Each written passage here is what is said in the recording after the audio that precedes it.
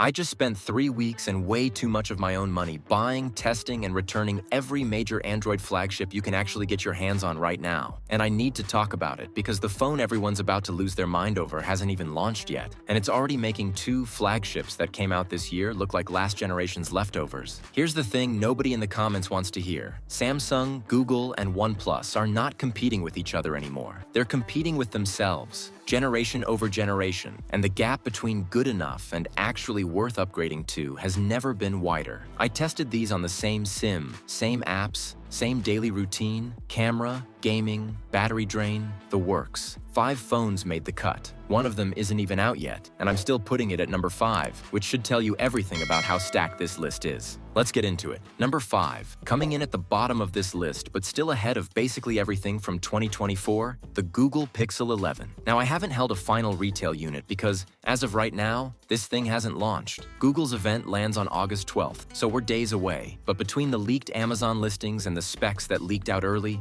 we already know enough to rank it, and enough to warn you about it. The good news? The Pixel 11 is expected to run on Tensor G6, reportedly built on a 2nm process, which on paper means better efficiency, less heat, and battery life that doesn't fall off a cliff by dinner time. Google's also expected to finally address the modem complaints longtime Pixel owners have had for years by switching away from Samsung's modem hardware entirely. Now the bad news, and this is why it's sitting at number 5 and not higher. Leaks point to the base Pixel 11 losing its telephoto camera altogether, and a battery that's actually smaller than the Pixel 10's. Pricing leaks also suggest Google is dropping the 128GB tier completely, and pushing the starting price up by $100 across the board. So you're paying more for a phone that, on paper, does less in at least one category. That's not innovation. That's a price hike wearing a new chipset as a disguise. If the leaks hold up, this is a wait for the Pro model situation, not a buy the base phone situation. Number 4, the Samsung Galaxy S25 Ultra. Yes, I know there's a newer Samsung on this list. Stick with me because the S25 Ultra earns its spot here for one reason: value. This phone has been out long enough that prices have dropped. Deals are everywhere, and you're getting a phone that was the undisputed king of Android for the better part of a year.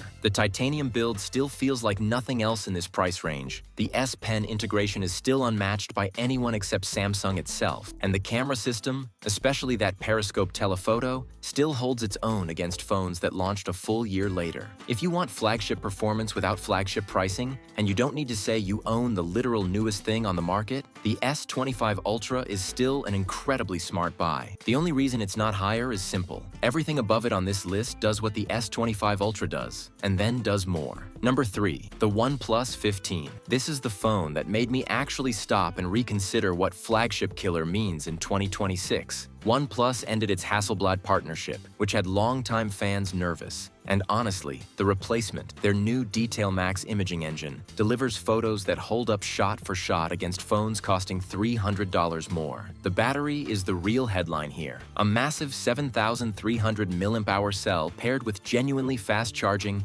means I was regularly pulling 2 full days of moderate use out of this thing. I stopped even thinking about where the nearest outlet was, which is not something I say about most flagships I test. The 165Hz display is also one of the smoothest panels I've used on any Android phone this year, full stop. Starting at $899, it undercuts Samsung and Google by a meaningful margin while matching or beating them in battery life and raw gaming performance, thanks to the Snapdragon 8 Elite Gen 5 chip. The trade-off: software support windows still lag behind Samsung and Google, and OnePlus's camera processing, while dramatically improved, still occasionally overprocesses skin tones in tricky lighting. Minor complaints for a phone this good at this price. Number 2, the Google Pixel 10 Pro XL. This is the phone I keep recommending to friends who ask me what to buy today, not what to wait for. The Tensor G5 chip paired with Google's ProRes zoom feature is legitimately the most impressive computational photography I've tested on any phone this year. I shot photos at 100 times zoom that came back readable, not just recognizable, readable. That's absurd for a smartphone camera. Pixel Snap, Google's new magnetic charging system, finally brings proper Qi 2 wireless charging to Pixel, and the accessory accessory ecosystem that sprung up around it in just months is honestly catching up to what Apple's had for years with MagSafe. Battery life is where this phone quietly wins the category. A 5,200 mAh cell gets you through a heavy day with room to spare, and extreme battery saver mode stretching to 100 hours is the kind of safety net that actually matters when you're traveling. The catch, and it's a real one, is price. At $1,199 starting, this is not a budget flagship, and the design hasn't changed dramatically from the last two generations. So if you're already carrying a Pixel 9 Pro XL,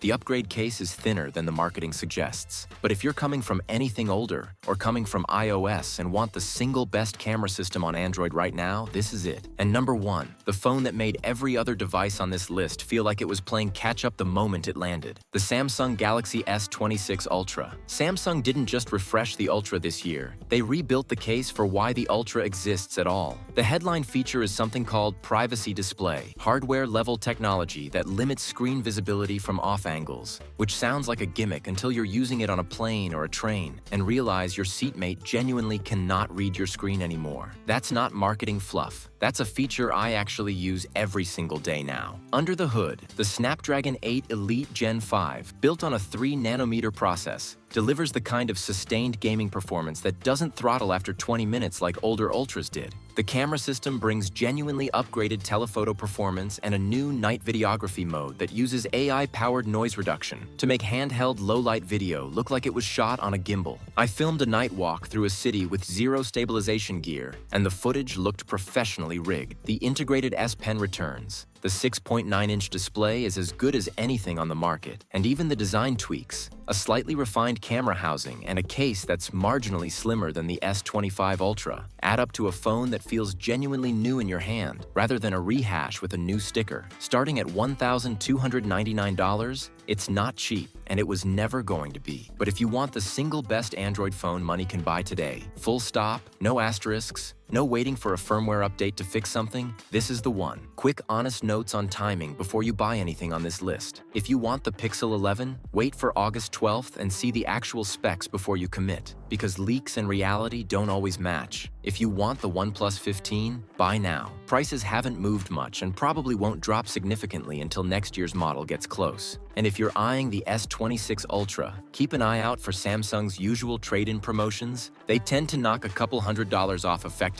without waiting for an actual price cut. That's the list. 5 phones, 1 still unreleased, 1 aging gracefully into bargain territory, and 1 that's simply the best Android phone you can buy right now. Let me know in the comments which one you're actually buying, and if this saved you from an impulse purchase you would have regretted, you know what to do. See you in the next one.